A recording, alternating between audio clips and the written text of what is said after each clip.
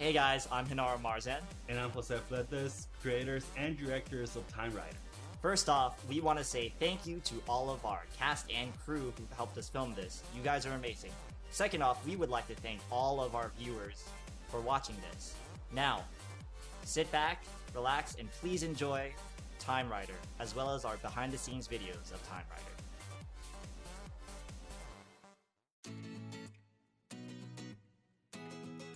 First off, I got into this project because of a buddy called Jose.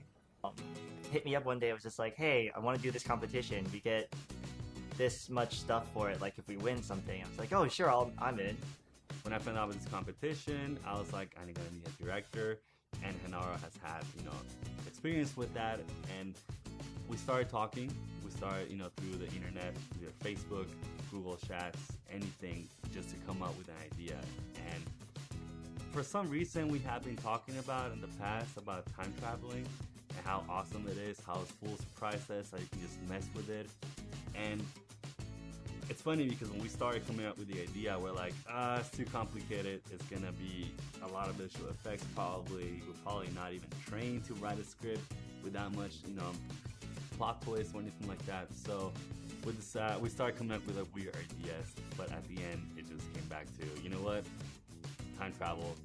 We got to create a plot twist with a paradox in just 5 minutes. Let's do it. And from there on, it was just like talking between me and him. Started thinking like, what kind of stories are we gonna do? And ended up coming up with Time Rider.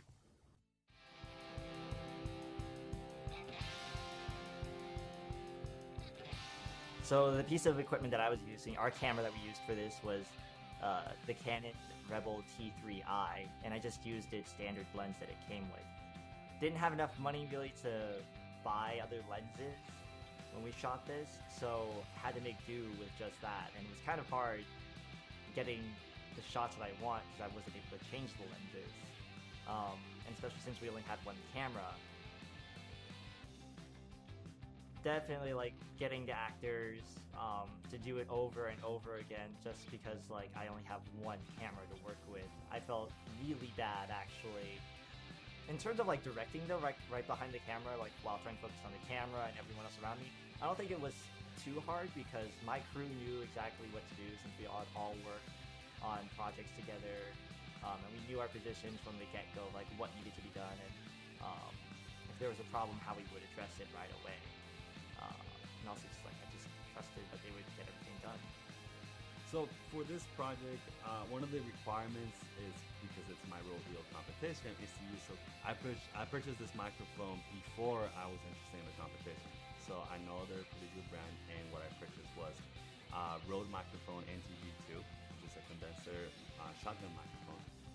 Another thing that I used was the Zoom H4n just to control the levels while on set, and to do any Foley work afterwards or before.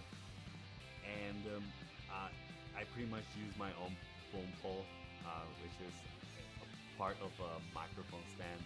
I didn't have enough money to kind of buy my own boom pole, but I just went DIY on it. There were problems from the get-go. I think getting the cast together was the hardest problem. Because I had written Time Rider with this one actor in mind, Luis Barrazo, who I actually got to be Time Rider. And I was really scared because if I couldn't get him, then who would I get and how to play this person? But fortunately and luckily, nailed him, got him in. It was pretty sweet. Happy he worked on the project. So on day 2, there was a lot of wind, which was great. We really wanted wind. Equipment-wise, though, I was not ready for it. I didn't have a windsock, at least a good one.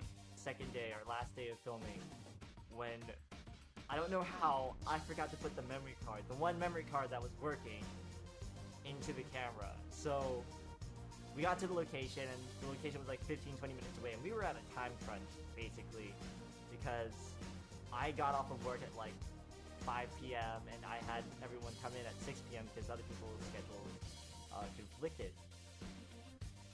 So we get there and like we needed the daylight for this certain scene, and I get there and again the memory card wasn't there, and I was 20 minutes away from where we were, from where the card was. So I had to madly call one of our friends who was actually close by and be like, hey, I messed up, man. I really messed up here. You have to have an SD card that I can borrow?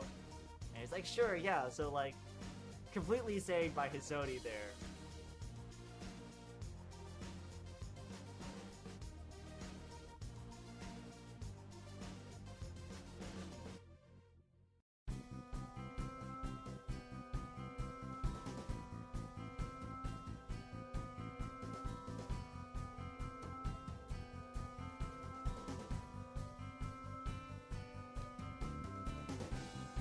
This experience as a whole, like, this one in particular, Time Rider,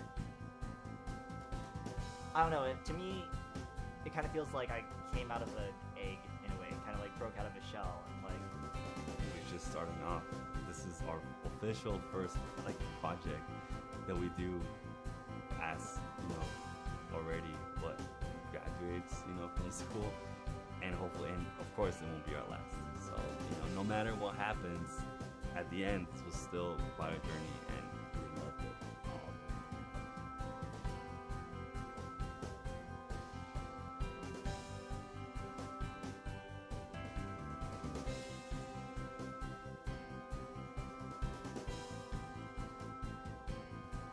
It's just the love for, you know, filmmaking, and just the fact that we trust each other, Hanara and I, to kind of bring something from scratch and just make sure see it to an end. And they have, you know, the group of friends, you know, as a crew, who we've also worked together before, or we've talked about it, and they understand what we're looking for, or you know, Hanara's vision, or the way, you know, we want everything set up. But in my life, I will look forward to, or look back to, excuse me, when I'm older. It's been quite a trip, gotta say. Quite a ride.